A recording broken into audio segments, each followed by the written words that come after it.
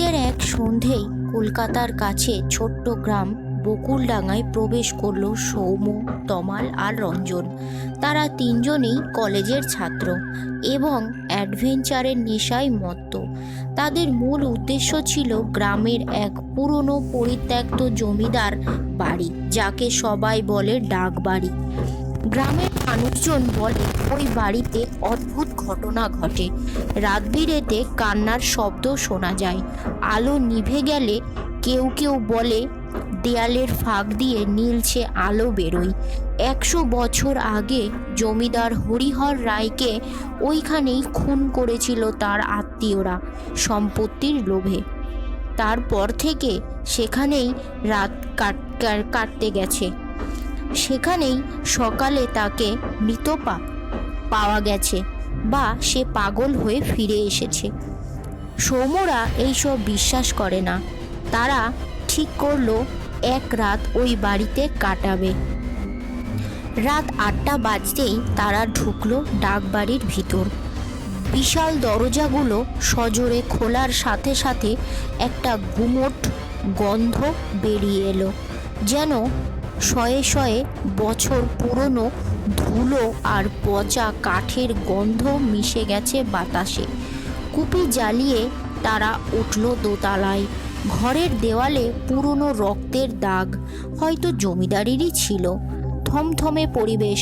হঠাৎ করেই গা ছমছম করে উঠল যখন ঘরের কোণ থেকে একটা চাপা হাসির শব্দ এলো। তারা চারিদিকে তাকিয়ে কিছুই দেখতে পেল না। তমাল বলল, এগুলো নিশ্চয়ই বাতাসের শব্দ, ভয় পেলে চলবে না।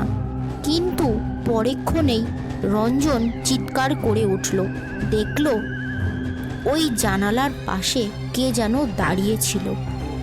সেখানে কেউ নেই, কিন্তু একটা যেন নড়াচড়া করল।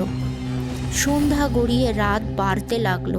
হঠাৎ দরজার পিছন থেকে একটা ঘন নিঃশ্বাসের শব্দ শুনল সৌম্য।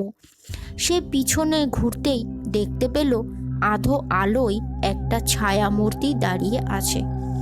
কালো ছায়াটা ধীরে ধীরে তাদের দিকে এগিয়ে এলো। মুখ ছিল না, শুধু ছিল লাল লাল চোখ। হঠাৎ করেই বাতাস যেন ভারী হয়ে গেল। তারা তিনজনেই একসাথে দরজার দিকে দৌড় দিল, কিন্তু দরজা তখনই আপনা আপনি বন্ধ হয়ে গেল।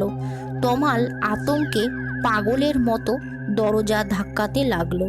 রঞ্জন কাঁপতে কাঁপতে পিছনে তাকিয়ে দেখল ছায়াটা তাদের একদম সামনে। আমার বাড়ি থেকেও বেরো, গভীর গলায় শব্দটা এলো।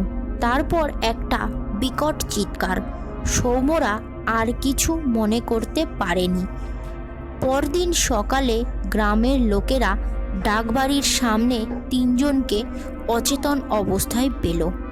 তাদের কেউ কিছু মনে করতে পারছিল না, শুধু মনে ছিল অন্ধকারের মধ্যে লাল চোখের ছায়ামূর্তি আর বিভীষিকাময় চিৎকার। গ্রামের বয়স্ক লোকেরা বলল, আর কোনোদিনও ওখানে যেও না, জমিদারের আত্মা এখনো ঘুরে বেড়ায়।